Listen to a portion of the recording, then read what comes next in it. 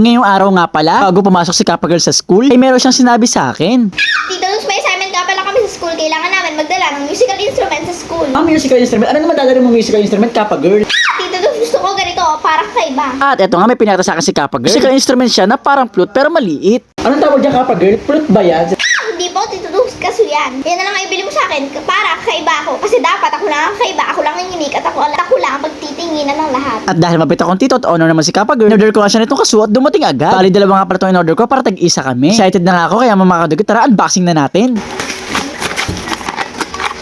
So mga kadugot, ito nga pala siya. Color black ang akin, color blue naman kay Kappa Girl. Ngayon nga, bago ko ibigay kay Kappa Girl, ay susubukan ko muna. Mga kadugot, hulaan nyo kung anong kanta to, ha?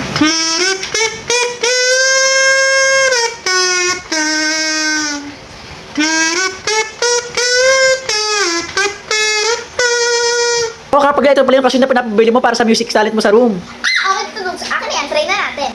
Tito Dugs, ako naman, mag-fruit naman tayo, sabay tayo, at ang kantahin natin ay I'm Not the Only One by Sam Smith.